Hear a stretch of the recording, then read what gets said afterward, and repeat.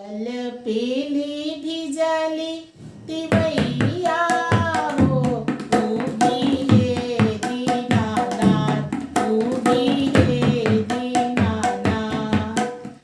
कल पेली भिजाली तिवैया हो उगी हे दीनानाथ उगी हे दीनानाथ।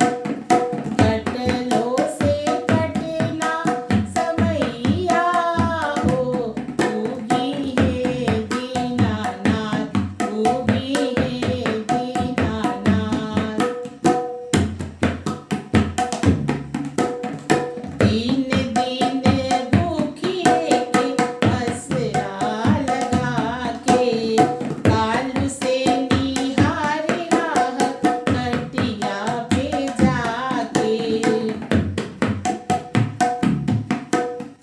तीन दिन से भूखिए के असरा लगा के कालू से निहारी राह कटिया पे जाके।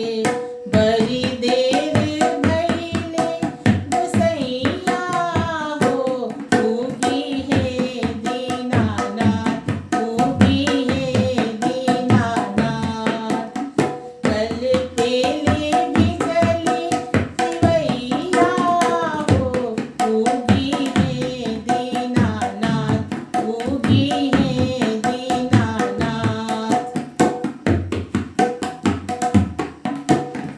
ललित